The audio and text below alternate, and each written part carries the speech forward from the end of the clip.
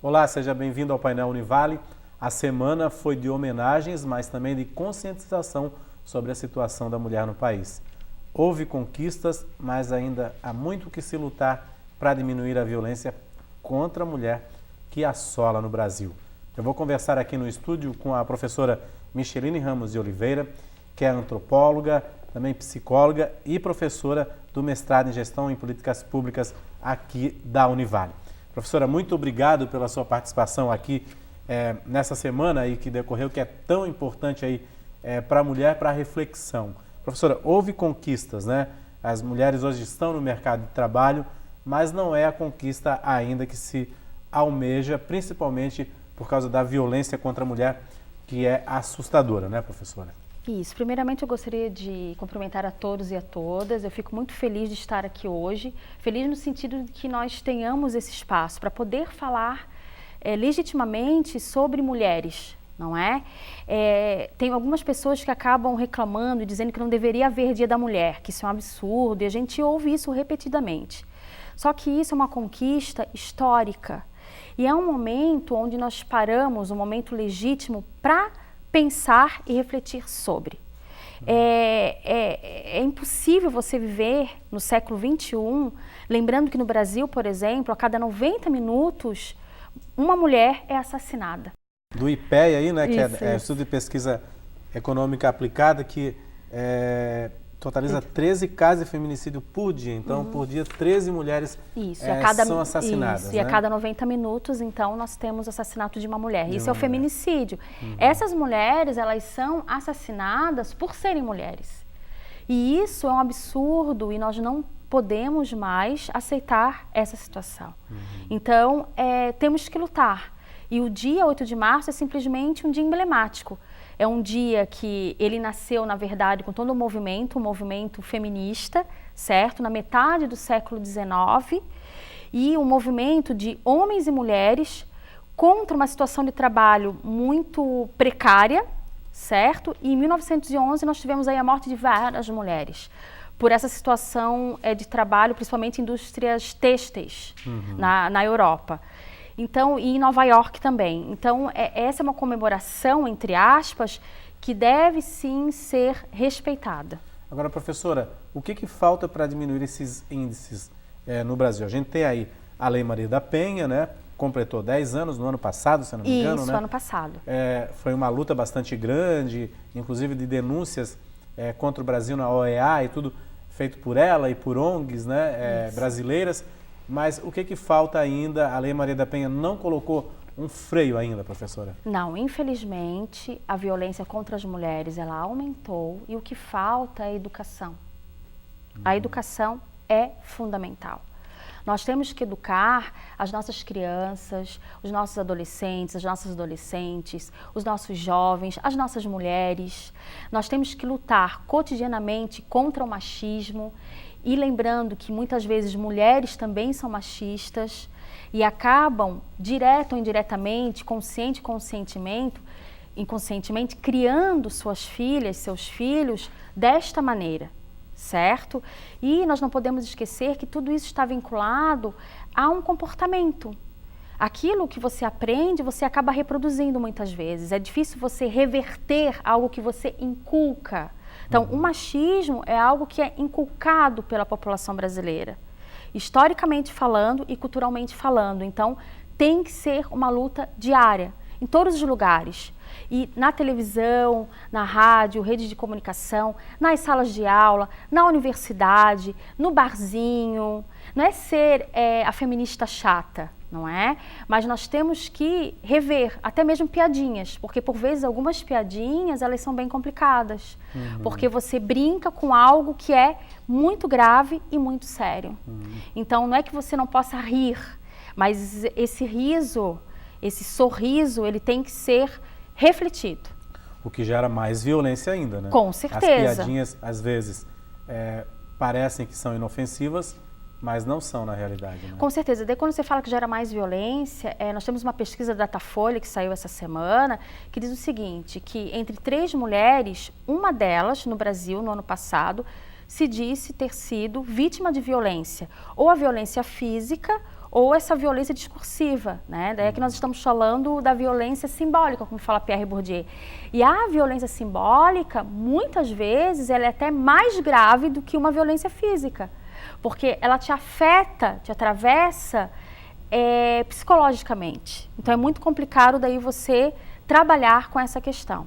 Agora, professora, fazendo uma pesquisa, né, etnográfica lá, avaliando as mensagens do Facebook e de outras redes sociais, a gente percebe uma crítica bastante grande no Brasil às feministas.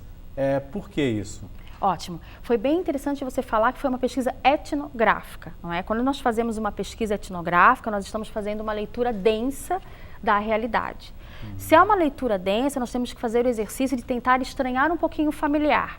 O que seria o familiar? Seria aquilo que você acaba lidando todos os dias. O que nós ouvimos todos os dias é que ser feminista, não é? É querer tomar o lugar do homem. Ser feminista é ser alguém ríspido. Ser feminista é querer sempre mais, não é? E não é nada disso, certo? Claro, existem feministas que agem dessa maneira? Existem. Certo? Mas eu penso que essas feministas, elas também estão equivocadas. Agora, o feminismo também é uma luta social, um movimento social, histórico, cultural. E esse movimento, ele está preso também à própria literatura, preso no sentido positivo. A própria academia, nós temos aí teóricas, não é? Como Judith Butler, que lutam epistemologicamente por uma inversão, certo? De uma hegemonia machista, por exemplo, na ciência. Então, nós temos que pensar que o feminismo, ele foi fundamental para que nós, mulheres, tenhamos espaço e lugar hoje. E o feminismo, aquele feminismo que é o feminismo legítimo, é o feminismo que luta pela equidade e luta pela igualdade. Isso é bastante interessante de esclarecer, porque realmente esse lado negativo a gente viu aí quando o goleiro Bruno foi solto, e daí o pessoal ficava questionando onde estão as feministas agora. Mas na realidade é um outro sentido o feminismo, né? Com certeza, o feminismo é uma luta social, é um movimento social, movimento cultural, e sem ele nós não teríamos evoluído no sentido da relação de gênero. Falta muita coisa, com certeza, senão nós não teríamos essa estatística de violência. Por exemplo, a questão econômica, que as mulheres, infelizmente, ainda ganham menos do que os homens. Mas o feminismo, ele é importante sim, ele é fundamental. E eu sempre brinco de uma maneira séria com os meus alunos, as minhas alunas, os meus colegas, parceiros, parceiras, que sejamos todos e todas feministas, no sentido de lutar pela igualdade de gênero. Bom, professora, em toda essa luta, né, houve recentemente essa derrota, né, da soltura do goleiro Bruno, que saiu da prisão. Ileso. O ex-marido da Maria da Penha hoje também está solto, né? O que a senhora pensa disso? É preciso uma reforma mais intensa no Código Penal para esses casos? Com o goleiro certeza. Bruno não poderia estar ainda na sociedade, apesar de que a gente luta também pela ressocialização do preso, mas realmente pagou pouco ainda pelo que fez. Com certeza, porque também essa ressocialização, ela tem que ser, com certeza, ela tem que andar junto com a educação, né? É uma ressocialização mais humana, levar em conta a educação, mas a gente sabe que não é isso que acontece, daí isso é um problema grave. Isso é um erro muito grave. Sim, nosso Código Penal, ele sofreu já uma reforma, mas ele tem que sofrer uma reforma ainda maior, lembrando que o Código Penal, ele está atrelado ao quê? À sociedade. Ele está atrelado às modificações em curso, como fala Jacques Derrida, da sociedade. E muitas vezes ele fica atrás, né? Ele anda atrás. É um direito ainda muitas vezes positivista. Existe um direito aí que é um direito feminista que também quer reverter esta lógica. Mas nós temos que pensar que aí também os legisladores, operadores e operadoras de direito também têm que reverter esta lógica. Porque quem opera, não é, com as leis, quem opera com o direito são seres humanos. Seres humanos culturais. Então, eles têm muita responsabilidade, elas têm muita responsabilidade, nós temos, a sociedade em geral, em relação a isso. Até porque hoje nós vivemos todo um processo de judicialização. Se nós vivemos esse processo, que é a judicialização da nossa subjetividade, da nossa sociabilidade, do nosso cotidiano, como do caso de nós termos que ter uma lei, infelizmente ainda hoje, para frear a violência, então isso tem que ser legitimado. Uhum. A senhora acredita, assim, por exemplo, que a Lei Maria da Penha, ela colaborou para que a mulher pudesse ter mais coragem de denunciar? Ah, isso com certeza, porque há toda uma conscientização, certo? Durante muito tempo as mulheres realmente elas ficaram caladas, não é?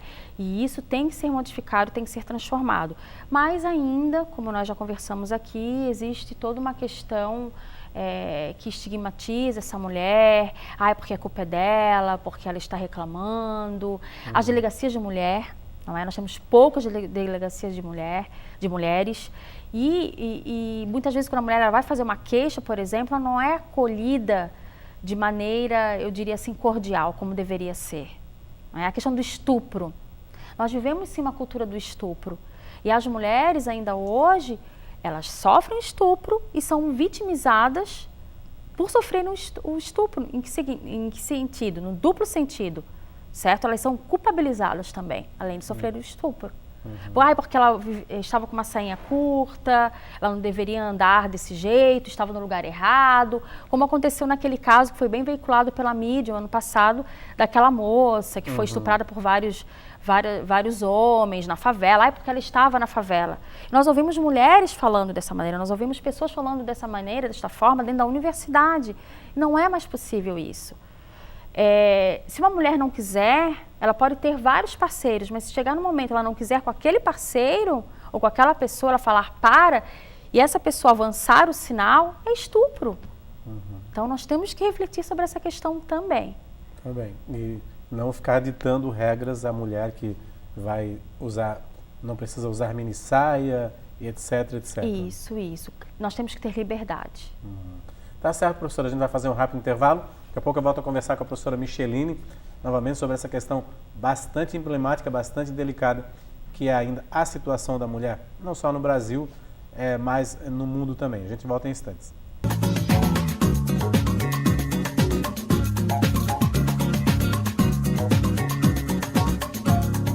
Olá, voltamos com o Painel Univale. Hoje a gente está falando sobre a Semana da Mulher, o Dia Internacional da Mulher, que foi no dia 8 agora de março, com bastante campanha aí, homenagens, mas também reflexões sobre o papel da mulher e a situação da mulher na sociedade, principalmente da violência contra a mulher. Eu estou conversando aqui no estúdio com a professora Micheline Ramos de Oliveira, que é do mestrado em Gestão em Políticas Públicas aqui da universidade, é antropóloga e também psicóloga. Professora, na sua definição, o que é o empoderamento, que agora está tão em moda essa palavra? O empoderamento, ele nada mais é do que a mulher ter a consciência, no primeiro momento, na primeira instância, de que ela pode, certo? Que ela é livre para. Isso é fundamental. E a partir disso, nas suas relações com o outro, com a outra, que isso fique muito claro. Não é? Isso é você se empoderar. Você ter a clareza e a consciência que você pode. E bem importante, agora que eu vou conversar rapidamente com Michel Foucault.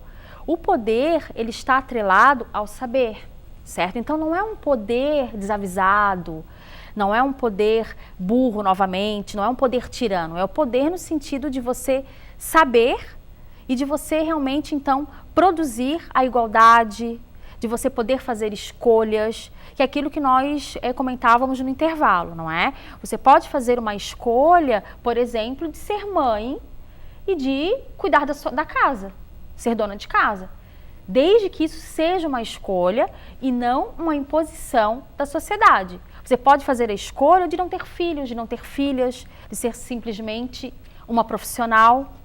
Então, escolha. O poder está muito atrelado à escolha. Isso é muito bacana. Agora, durante a Semana da Mulher houve muitas manifestações, né? O que essas manifestações elas podem refletir na sociedade? Pelo menos conscientizar 1, 2, 3 pessoas quanto a isso. Nós temos um movimento que é um movimento muito recente, claro, ele está atrelado a toda a história, né, do 8 de março, mas que seria a Greve Internacional das Mulheres.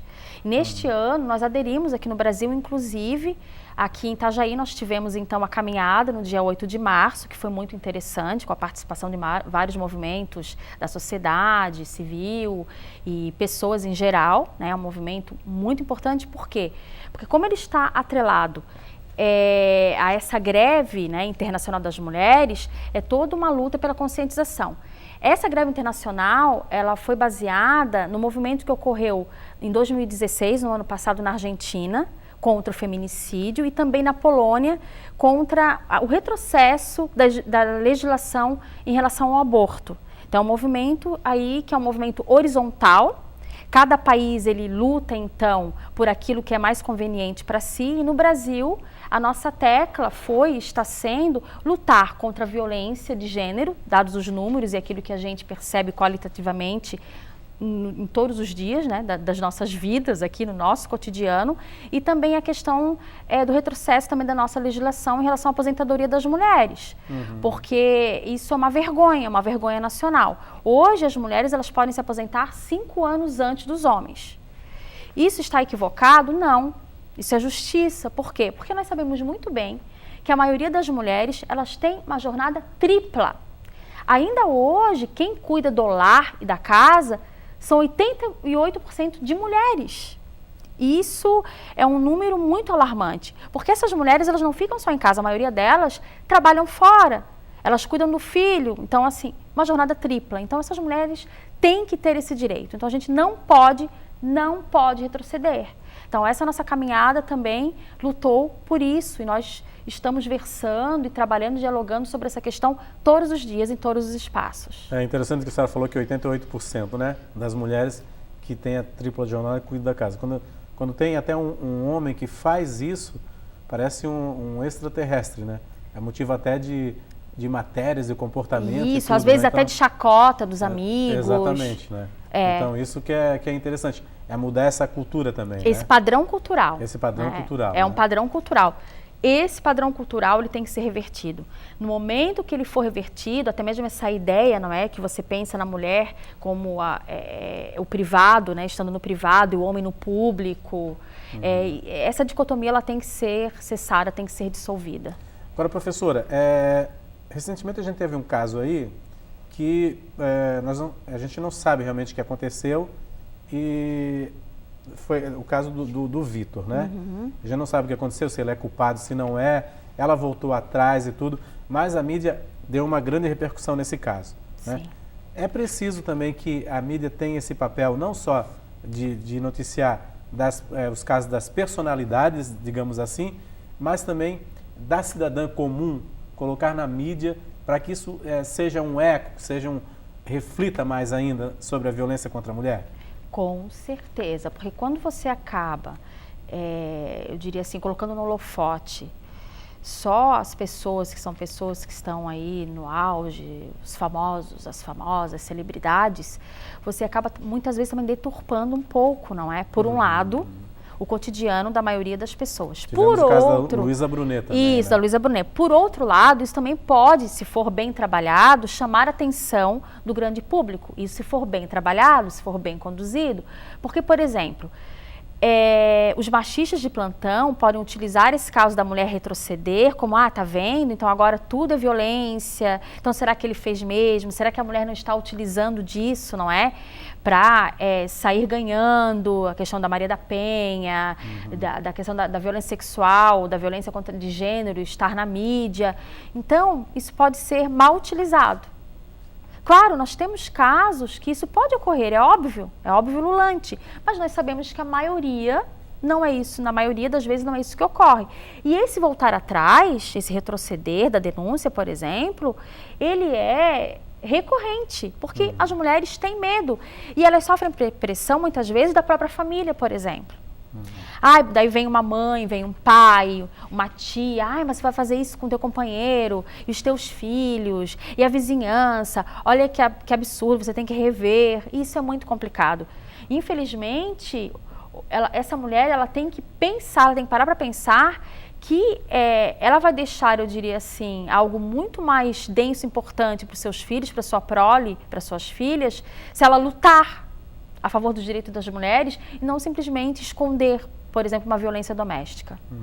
A dependência econômica, às vezes, a gente sabe que a mulher ativamente é a maior parte, né, ativamente produtiva do país, a mão de obra feminina é maior, mas muitas ainda têm a dependência econômica e por isso assim não vai à frente para denunciar, né? Essa é uma ideia que geralmente é reproduzida.